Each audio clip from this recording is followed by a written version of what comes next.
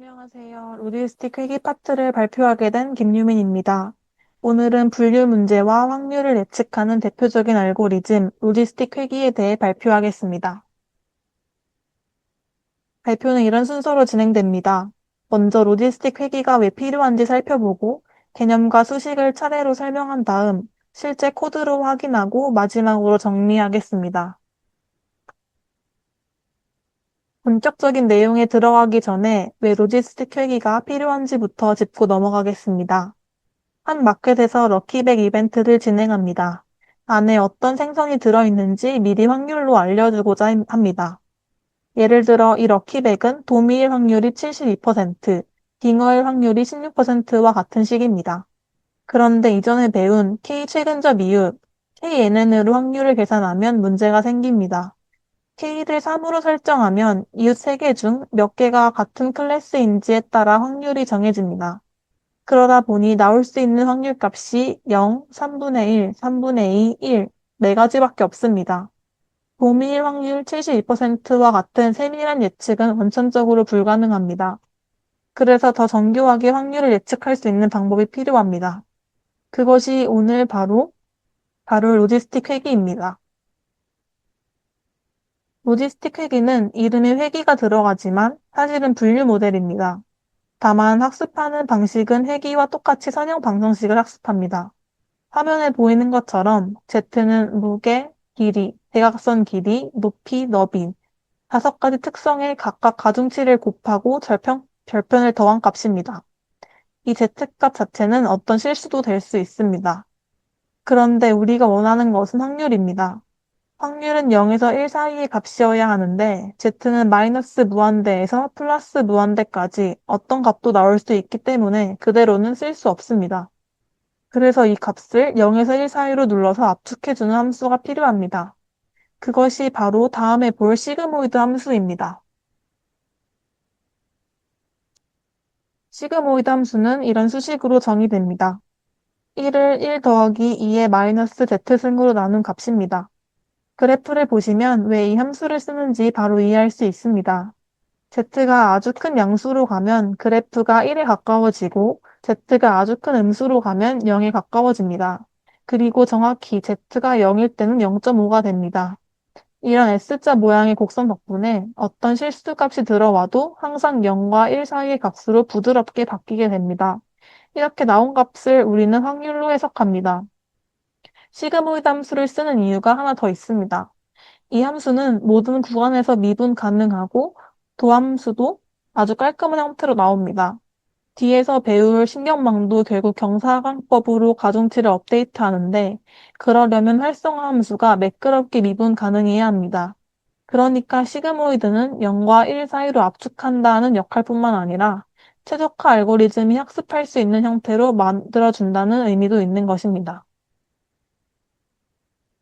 그렇다면 이 확률로 실제 분류가 어떻게 이루어지는지 살펴보겠습니다. scikit-learn에서 decision function이라는 메서드가 시그모이드를 통과하기 전에 z값, 즉 원래 선형 방정식의 결과를 그대로 돌려줍니다. 그리고 이 z값이 0보다 크면 양성 클래스로 0보다 작거나 같으면 음성 클래스로 예측합니다. 시그모이드 함수에서 z가 0일 때 정확히 0.5였습니다. 그래서 z는 0이 바로 이 클래스를 가르는 결정 경계가 됩니다. z는 0이라는 조건은 사실 특성 공간에서 하나의 초평면을 의미합니다. 무게, 길이, 대각선, 높이, 너비 5개 특성이 있기 때문에 이는 5차원 공간을 반으로 가르는 평면에 해당합니다. 로지스틱 회기가 선형 분류기로 분류되는 이유가 바로 여기에 있습니다. 아무리 시그모이드를 씌워도 클래스를 가르는 경계 자체는 여전히 직선 또는 평면이라는 뜻입니다. 나중에 배울 SVM이나 퍼세트론도 같은 선형 분류기 계열입니다. 실제로 도미와 빙어 두 클래스만 가지고 이진 분류를 학습시켜보면 이런 개수들이 나옵니다. 코F 속성에는 무게, 길이, 대각선, 높이, 너비 각각에 대한 가중치 5개가 들어있고 인터셉트에는 절편 하나가 들어있습니다. 오른쪽 그래프를 보시면 5개수가 모두 마이너스 방향으로 뻗어 있는 게 한눈에 보이실 텐데요. 여기서 흥미로운 점은 5개 개수가 모두 마이너스라는 것입니다. 이는 무게나 길이 같은 값이 커질수록 Z값이 작아진다는 뜻이고 알파벳 순으로 앞에 있는 음성 클래스, 즉 도미 쪽에 가까워진다는 것을 의미합니다. 실제로 도미가 빙어보다 크고 무거운 생선이라는 점을 생각하면 직관적으로도 타당한 결과입니다. 그렇다면 이 코F 값이 어떻게 학습되는지를 짚어보겠습니다. 회기에는 익숙한 평균 제곱 오차, MSE가 아니라 로지스틱 회기는 로그 손실, 다른 말로 이진 크로스 엔트로피라는 손실함수를 사용합니다. 이유는 크게 두 가지입니다. 첫째로 확률을 다루는 문제에는 MSE보다 로그 손실이 통계적으로 더 맞는 접근입니다. 최대 우도 추정, 즉 관측된 데이터가 나올 가능성을 최대화하는 방식과 수학적으로 동일하기 때문입니다. 둘째로 로그 손실은 볼록 함수이기 때문에 경사하강법으로 전역 최적해를 안정적으로 찾을 수 있다는 장점도 있습니다. 지금까지는 도미냐 빙어냐 둘 중 하나를 고르는 이진 분류였습니다. 실제로는 생산 종류가 7가지나 됩니다. 이런 경우에는 클래스 수만큼 Z를 계산하는 방식으로 확정합니다. 방법은 간단합니다. 클래스마다 Z를 하나씩, Z1부터 Z7까지 7개를 각각 계산합니다. 각 Z는 해당 클래스의 가능성을 나타내는 점수이며 클래스마다 서로 다른 가중치 조합을 계산하게 됩니다.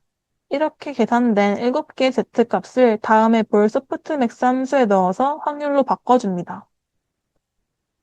소프트맥스는 시그모이드의 다중 클래스 버전이라고 생각하시면 됩니다. 수식을 보면 각 Z값을 지수 함수에 넣고 이를 전체 지수 함수 값들을 합으로 나눠줍니다. 이렇게 하면 두 가지가 보장됩니다. 첫째로 각 값이 항상 양수가 되고 둘째로 전체를 더하면 정확히 1이 됩니다. 7개 클래스에 대한 확률을 깔끔하게 나눠주는 것입니다. 표로 정리하면 시그모이드는 Z 하나를 받아서 확률 하나를 내는 이진 분류용이고 소프트맥스는 Z 여러 개를 받아서 합이 1인 확률 분포를 만드는 다중 분류용입니다. 아래 예시에서 한 샘플을 넣어보면 헐트일 확률이 84%로 압도적으로 높게 나오는 것을 확인할 수 있습니다. 사실 이 소프트맥스 함수는 낯설지 않을 것입니다. 신경망 모델의 마지막 출력층의 액티베이션은 소프트맥스를 지정했던 부분이 바로 이것과 같은 원리입니다. 신경망의 다중 분류 출력층이 하는 일이 지금 우리가 본 것과 완전히 똑같습니다. 결국 로지스틱 회기는 은닉층 없이 입력과 출력이 바로 연결된 가장 단순한 형태의 신경망이라고도 볼 수 있습니다. 이 흐름을 알아두시면 다음 챕터 신경망 파트가 훨씬 쉽게 느껴지실 겁니다. 방금 설명한 이진 분류 개념이 코드로는 이렇게 돌아갑니다. 로지스틱 리그레션을 기본값으로 학습시키고 프리딕트 프로바를 호출하면 앞서 본 시그모이드 확률값이 그대로 출력되는 것을 확인할 수 있습니다. 첫 샘플은 도미일 확률 99.8%, 두 번째는 빙어일 확률 97.3%로 아주 뚜렷하게 나뉘는 것을 확인할 수 있습니다. 다중 분류도 마찬가지로 앞에서 설명한 소프트맥스 구조가 그대로 코드에 들어가 있습니다. 7개 생산 전체로 C는 20, 넥스 아이터는 1000으로 학습시키면 테스트 정확도가 92.5%가 나오고 코F 크기를 확인해 보면 클래스 7개, 특성 5개로 앞서 말씀드린 구조와 정확히 일치하는 것을 확인할 수 있습니다. 마지막으로 로지스틱 회기를 조절할 수 있는 하이퍼 파라미터 몇 가지를 짚고 넘어가겠습니다. 페널티는 규제 방법을 지정하며 기본값은 L2입니다. C는 규제 강도를 조절하는데 리치 회기의 알파와 반대로 값이 작을수록 규제가 강해진다는 점이 특이합니다. 기본값은 1입니다.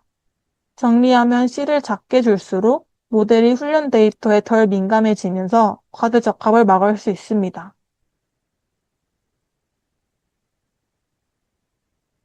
오늘 내용을 정리하면 이렇습니다. 로지스틱 회기는 선형 방정식의 결과를 시그모이드 함수로 눌러서 확률로 바꿔주는 분류 알고리즘이고 클래스가 2개면 시그모이드를, 여러 개면 소프트맥스를 씁니다. 코에프와 인터셉트를 보면 각 특성이 분류에 어떤 영향을 주는지 해석할 수 있고 C 같은 파라미터로 규제 강도를 조절해서 과대적합을 방지할 수 있습니다. 이것으로 발표를 마치겠습니다. 감사합니다.